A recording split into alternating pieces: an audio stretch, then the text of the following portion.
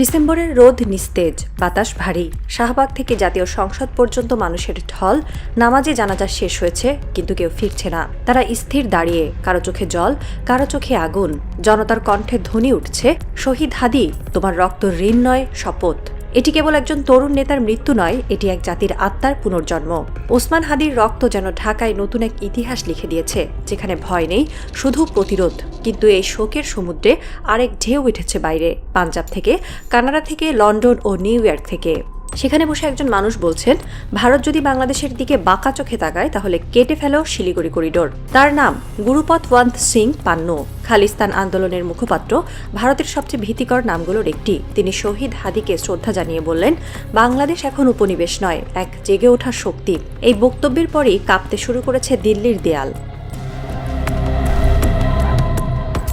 ওসমান হাদির মৃত্যু যেন ভারতীয় আধিপত্যবাদের বিরুদ্ধে একটি গোপন ডাক হয়ে উঠেছে। তার জানাজায় অংশ নেওয়া জনতার চোখে যে আগুন ছিল, সেটি এখন ছড়িয়ে পড়েছে সীমান্তের ওপারেও।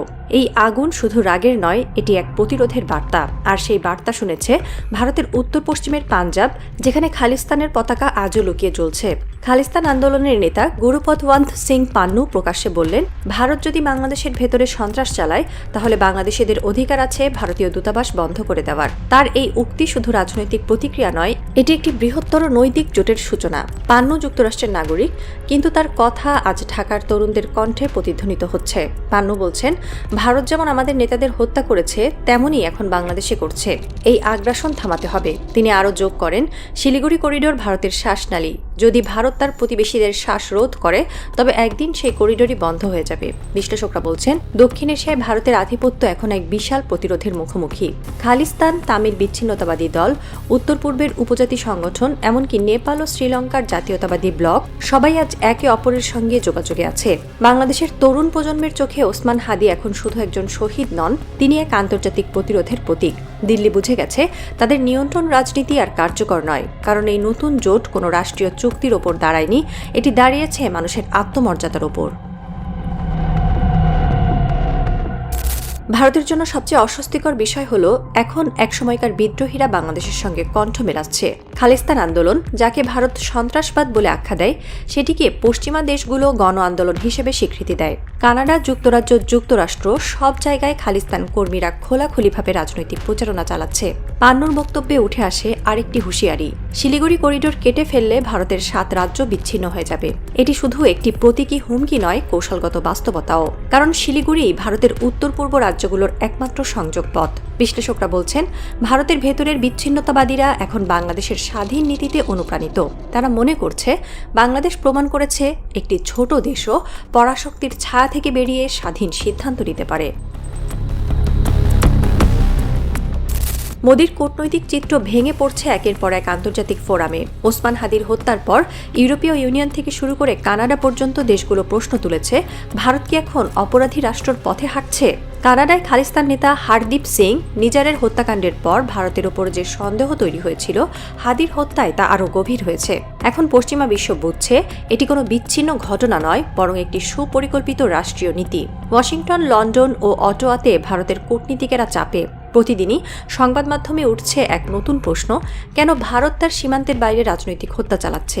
এই প্রশ্নের কোনো জবাব নেই দিল্লির কাছে, বরং নীরবতা এখন তাদের নতুন অস্ত্র।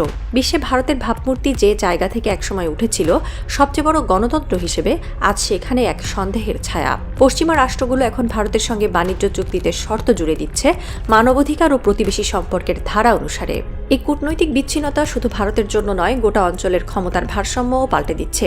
ঢাকা এই নতুন বাস্তবতাকে কাজে লাগিয়েছে কৌশলে। ওসমান হাদির আত্মত্যাগ এখন বাংলাদেশকে আন্তর্জাতিক সহানুভূতির কেন্দ্রে নিয়ে এসেছে। নিউ ইয়র্ক, জেনেভা ও ব্রাসেলস সব জায়গায় আজ শোনা যাচ্ছে এক নাম, বাংলাদেশ নতুন দক্ষিণ এশিয়া। দিল্লির প্রতিরক্ষা সদর দপ্তরে এখন এক অদ্ভুত নীরবতা। ইস্টার্ন কমান্ডের রিপোর্টে বারবার উঠে আসছে এক শব্দ, অস্বস্তি। কারণ ভারতের কৌশলগত শ্বাসনালী শিলিগুড়ি করিডোর এখন কেবল ভৌগোলিক দুর্বলতা নয়, এটি হয়ে উঠেছে মনস্তাত্ত্বিক আতঙ্ক। এই করিডোরের দৈর্ঘ্য মাত্র 22 কিলোমিটার। একপাশে নেপাল, অন্য পাশে বাংলাদেশ। এই সরু গলিই ভারতের 7টি উত্তর পূর্ব রাজ্যের একমাত্র সংযোগ পথ। আর এই করিডোরই এখন ভারতের সবচেয়ে ভয়ঙ্কর দুর্বলতা। যদি কখনো বাংলাদেশ কঠোর অবস্থান নেয়, তাহলে ভারতের উত্তর পূর্ব কার্যত মূল ভূখণ্ড থেকে বিচ্ছিন্ন হয়ে যাবে। হাদির মৃত্যুর পর থেকেই ভারতীয় গোয়েন্দা সংস্থাগুলোর নজর শিলিগুড়ি ও পার্শ্ববর্তী সীমান্তে।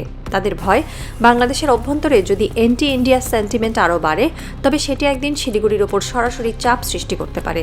দিল্লির পররাষ্ট্র দপ্তরে এখন এই বিষয় নিয়ে একাধিক বৈঠক হচ্ছে। র এবং আইবি সতর্ক করেছে, বাংলাদেশ এখন কেবল কূটনৈতিক প্রতিপক্ষ নয়, এটি হয়ে উঠছে এক আদর্শিক শক্তি।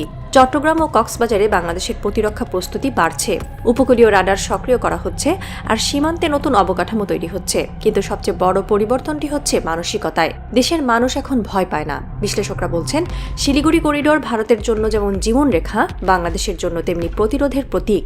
এই প্রতীক আজ দিল্লিকে ঘুমাতে দিচ্ছে না। আর তাই এক কূটনৈতিক ফিসফিস করে বলছেন, হাদির রক্ত শুধু ঢাকাকে বদলায়নি, বদলে দিয়েছে ভারতের মানচিত্রের ভেতরের আত্মবিশ্বাসও। হাদিকে হত্যা করে ভেবেছিল সবাই ভয় পাবে, যেন এক গুলির শব্দে থেমে যাবে বাংলাদেশের হৃদস্পন্দন। কিন্তু ইতিহাসের ক্যালকুলেশনে ভুল করে ফেলেছে ভারতের দালালরা। হাদি সারা জীবন বেঁচে থেকেও যা করতে পারতেন না, তার মৃত্যু তা করিয়ে দিয়েছে এক দক্ষিণ এশিয়ার জাগরণ। ঢাকার রাস্তায় রাতের বাতাসে এখনও হাদির নাম উচ্চারিত হয় ফিসফিস করে, কিন্তু সেই ফিসফিসই যেন বজ্রধ্বনি হয়ে আঘাত করছে দিল্লির দেয়ালে। শাহবাগ থেকে পল্টন, রাজশাহী থেকে সিলেট, প্রতিটি শহরে তরুণদের চোখে আগুন, এক অদ্ভুত দৃঢ়তা। ভারতের আধিপত্য বিরোধী শক্তি জেগে উঠেছে পাঞ্জাবে, নেপালে, মালদ্বীপে, এমনকি তামিল উপকূলেও। দক্ষিণ এশিয়ার প্রতিটি সীমান্তে এখন চাপ বাড়ছে, প্রতিবেশী রাষ্ট্রগুলোর মধ্যে অস্বস্তির গুঞ্জন। ইতিহাস যেন ধীরে ধীরে উল্টে যাচ্ছে। যে ভারত একসময় নিজের প্রভাবের চূড়ায় ছিল, এখন সেই ভারত ব্যাকফুটে। পৃথিবীর মানচিত্রে ভারতের গুরুত্ব কমছে, আর বাংলাদেশের প্রতিরোধের প্রতীক হয়ে উঠছে এক নাম, ওসমান হাদি।